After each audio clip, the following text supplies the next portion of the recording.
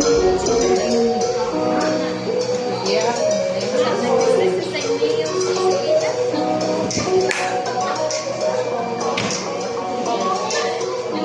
hapon sa tanan.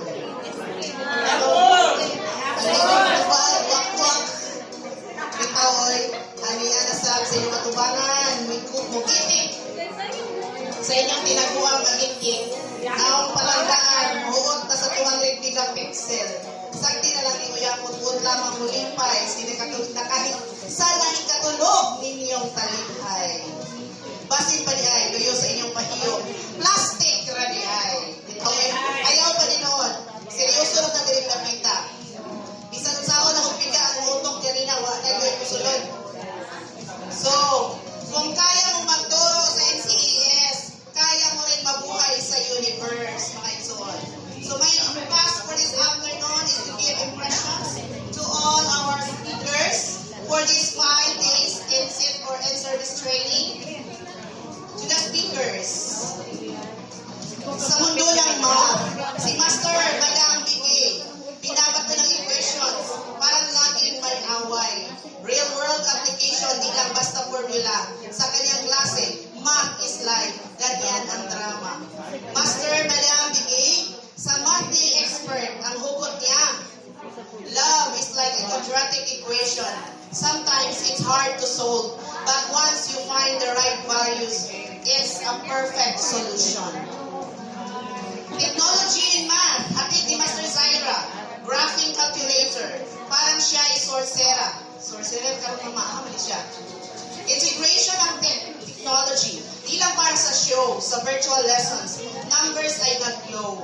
Master Zaira, tech savvy sa math at computer, ang hugot niya, love is like programming. You need the right syntax and logic to make it work, and debugging is part of the process. Teacher Nanel, sa learner's rights, siya ay hero, parang human rights advocate, pero sa mundo ng zero.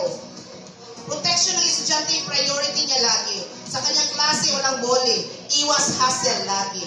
Teacher Nanel, sa learner's rights, siya ay warrior, ang hugot niya, love is a basic human right. Just like the right to education, no one should be denied access to either. Master Teacher yan, ang LUNI is a Safe Space Act. Tinuturuan ang bawat isa, huwag maging snack. Sa kanyang classroom, bawal ang negativity. Dahil sa kanyang mundo, puro positivity. Master Teacher yan, sa Safe Space Act, lumalaban ang hugot niya. This one. Love is a safe space where you can be yourself without fear of judgment. In my classroom, love and learning go hand in hand.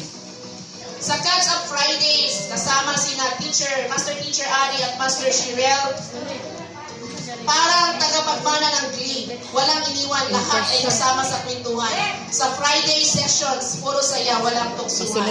Master Ali and Master Share, sa Catch Up Friday, nagtagumpay. Ang hugot nila, love is like catching up on missed lessons. It's never too late to learn and appreciate the beauty of each topic. So, primo, Dr. Ricky, sa teaching learning plan, parang battle plan. Sa classroom siya general. Ipinaplanong mabuti, bawat aralin ay kay ganda. Sa bawat plano niya, estudyante, laging winner. So, primo, Dr. Ricky, sa teaching learning plan, king. Ang hugot niya, love is like a well-thought-out plan. It requires careful consideration and execution to ensure a successful outcome. Teacher Bewley, assessing literacy siya ay astig, parang detective. Naghihintay ng twist.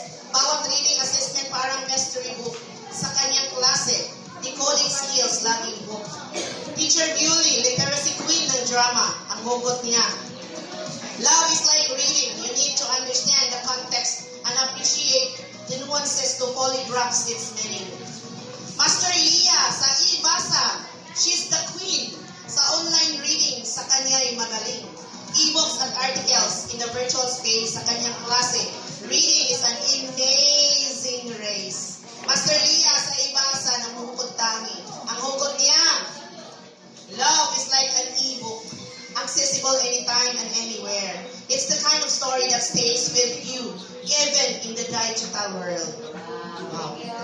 Master Isel, understanding reading profile. Siya ay parang profiler. Alam ang bawat reading idea. Bawat estudyante, parang open book. Sa kanyang klase, reading insights, tudo, kagulat. Master Isel, understanding reading profile, expert. Ang hugot niya, listen mama. Love is like reading profiles. Sometimes, you need to read between the lines to truly understand someone. Teacher Wishy, sa teaching demo, wow! Parang concert. Pero ang stars, estudyante ang show. Interactive and engaging. Ganyan ang style. Sa limo niya, lahat tayo tumatawa. Parang stand up a while. Teacher Wishy, sa teaching demo, kakaiba. Ang hugot niya, love is like a well-executed demo. It requires preparation, engagement, and a touch of spontaneity to make it unforgettable. Sa 5 araw, with laughter and learning, hand in hand, ang saya sa classroom hanggang sa uling sandali. Kaya huwag mag-alala sa bawat lesson plan, basta may halakhak, sabay sa learning ganap, sa kwento ng araw-araw ng mga guro, syempre, kwento ng buhay, pagmamahal, di dapat mawala. Hanap ulit. To the participants this time, sa seminar ng buhay, kayo'y mga bituin, energetic at engaging. Kay sayang, sumisiklab, participative souls. Sa bawat topic, kayo'y buhay. Positive vibes, parang araw-araw kayong birthday. Sabi na yung lupad sa papremyo ni Lia. Sa bawat tanong, kayo'y laging alerto. Hugot ng galing, parang nanggaling kay Rizal. Ang participation nyo parang masterpiece. Sa seminar na ito, kayo'y laging on flick. Energetic vibes, parang mainit na kape. Engaging minds, parang isang magandang kwento. Positive aura, aura rin inilyo. Nagdadala ng saya sa inyong presensya. Seminar ay nagiging fiesta! Sa seminar ng buhay kayo, inspiration, energetic, engaging, at positive. Key sa solusyon. Sa inyong liwanag seminar ay nagla-light. Participants kayo sa kwento. Kayong lahat ang highlight. May masabi pa ba ako sa ating... Naubos na. Okay. And I thank you.